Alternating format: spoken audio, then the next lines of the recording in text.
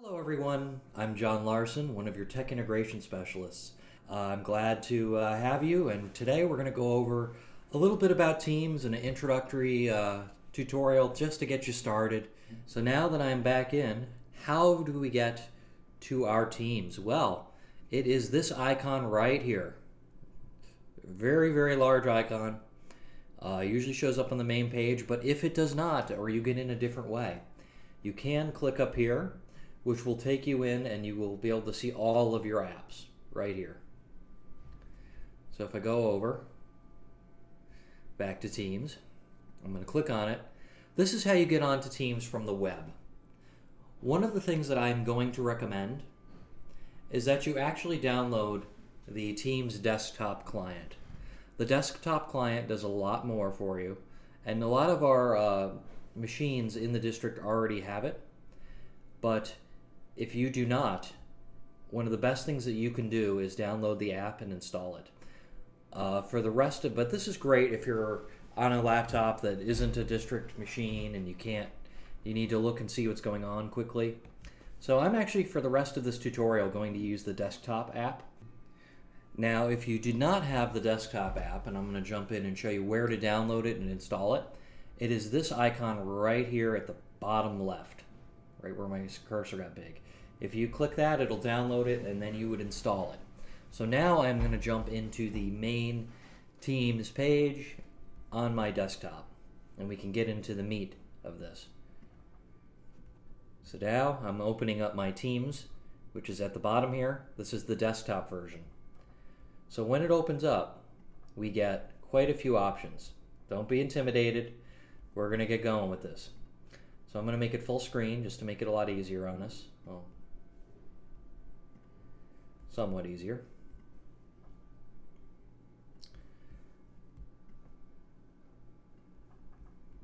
The first thing you're going to see is your activity feed here. The activities that are going on in your individual teams. If you have not set up a team yet, I am going to show you how. Don't worry. First of all, I want to start with creating a team and showing you how to set it up, because everything is kind of working around the virtual classroom and collaboration space. So I want to show you how to create it. If we take a look on the right hand side, we have the join or create team. And then if we look on the left side, we have these options here. We've got activity, which shows you what's going on. We have your various teams, you have your calendar, your assignments, and your files. So if we're going to create teams, it's going to be in this team area here. So what I'm going to do, I'm going to go ahead and create a team. I'm going to click right there. And next thing I'm going to do is I'm going to hit create a team. So it's going to ask me, what do I want to make? I'm going to say, I want to make a class. So I'm just going to call it Demo 1 in this example. And you can put some information here, a little bit of a description. I'm just going to hit go ahead and hit next. So now I have created a team. Now the next thing that it's going to let you do is if you want to add students, you can actually search for them. This is all rostered. It will let us in. It'll let us add teachers as well. You don't have to add members. You can skip it. I can show you how to add these later as well, but it's a nice little way of going about it. So just for an example, we can add any of these individuals. So I'm going to hit skip for now. So we have Demo 1, which is the team name, and under this you can create channels. Now channels are kind of like subjects within the team. Now the channels, if you were to create a channel, you would hit these ellipses here next to Demo 1. We can manage the team, we can add a channel, we can add members, leave the team, we can edit it. There's quite a bit here on these ellipses, so you can do quite a bit. These ellipses are your friend. You can add members, add tags. Now what you're probably more curious about right now though, is there is actually an option where it says find help and training. That will give you a little bit more information as to what you're going into. So what I would like to show you is if we look across the top after we've made this, and after we've went into the ellipse, You can see we have the posts, we have files, which is where your content's going to be. You have your class notebooks, your assignments, and your grades. It's where you can really get started. So I'm going to go back to general, and where you can actually get started with these conversations and posts, we can get in here. So if we take a look, we can start typing some things. I can add plain text to upload things. I can also upload files from my OneDrive or my emojis or my GIF. So if I went into my OneDrive, I can go in here, I can pick my files, I can browse my OneDrive. We can see that my files all show up. And I can throw in just about any sort of file that's on my OneDrive. So it is a very nice thing. So if I throw in my shrimp PowerPoint, you'll find that I'm very into shrimp. So I go in, I can upload it. Now it's going to upload. Well, now that my shrimp video is uploaded, I can say, look at this. I can hit send, and then it goes to the top here. They can all see it. They can react with the emojis. It is a great way to go about it, and everything opens natively. So if they open it there, they're going to see what shows up. They're going to see your PowerPoint. They're going to see what's there. Just remember, you do have to hit the send. So I actually am going to go back to my team. And what's really nice is when you're uploading these files, you'll start to see all the things that you've uploaded will get uploaded into the class materials, which is a great feature. So people can usually find them and find it very quickly. You can as well. So you have a lot of different options.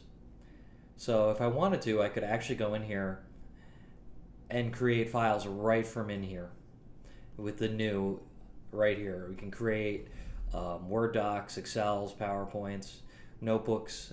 It's great that it's all inclusive. So I'm actually going to go back to the posts,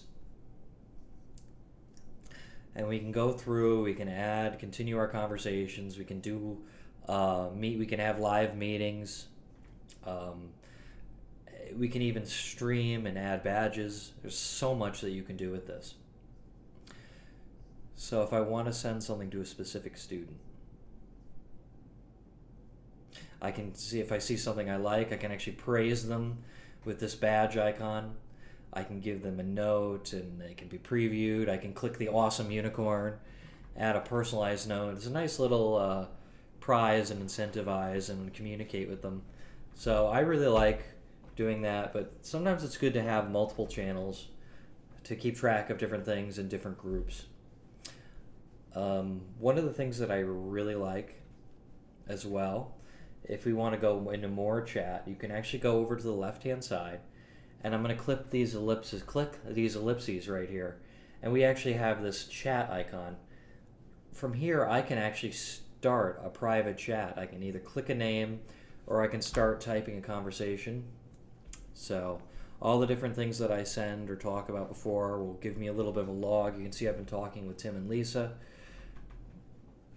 and they can respond, and it's a nice way to go about it, so we can keep the conversations going. So if I hit the people up here, I can send them a testing. Now I have a conversation with Tim and Lisa. So now I can see right up top who I've been talking to, what's going on, the various conversations. To the left, so you have all these little groups here. See? And here we have Lisa responding. So your students can see. I'm going to tell her I'm filming the video now.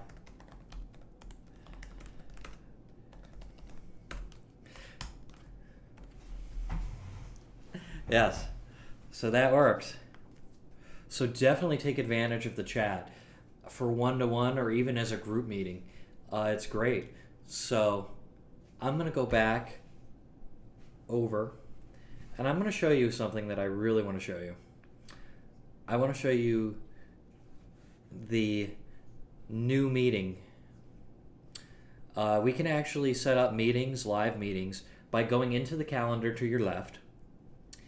And you can actually meet now through here as well if you want to start an impromptu live session. But if I click the new meeting, I can schedule it. You can set it up however you like, and they all get it in their calendar as well, all of your students. So it works very well. But for now, I want to show you the Meet Now so I can show you how this goes. So this is going to be interesting because you can see my green screen in the background now.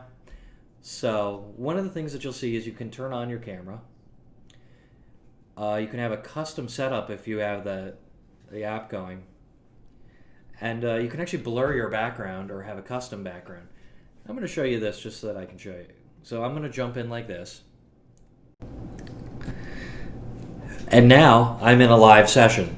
So if I look up here, I can invite students right now or post right here the little chain link and have your students join via a link which you could post. Now down here is where you'll see the people that are currently in the meeting. Right here you can hide the participants if you like to see everybody. The conversations that go on in Teams are going to be right here. It's going to show up on your right. Students can raise their hand in Teams as well. That's what this hand icon is. And then we have the More Actions. The More Actions is interesting, and I recommend it because this is where you will find where you can record your meeting. So if you click Start Recording, it'll record the meeting. And it also allows you to show meeting notes and anything that has been turned on. You can also turn on live captions, live closed caption previews. Now the share icon is an interesting one. This allows me to share anything that's on my OneDrives, particularly Microsoft files, and also gives us access to the whiteboard on the right. If we look at the whiteboard on the right, I can open that up. It's loading. And now I have a collaborative whiteboard that I can work with my students. I can select a pen. We can do math. 4 plus 4 equals hopefully 8. And they can go through this. All of this is recording. When you're done recording, you can hit the stop presenting. And now here's one of the important ones. I know that some of us have kids. Me, I have a Chesapeake Bay Retriever who is really, really loud and obnoxious on occasion. So I have to mute myself so that Teddy, my lovely, lovely boy, doesn't howl and blow out everybody's ears. So that is where this mute icon right here comes in. If I click that, it mutes me on my video chat. And then this one turns off the camera. So that is the basics of this, and I think it's a general good place to start. The assignment section I will cover quickly just to show you. You can set up quizzes and assignments,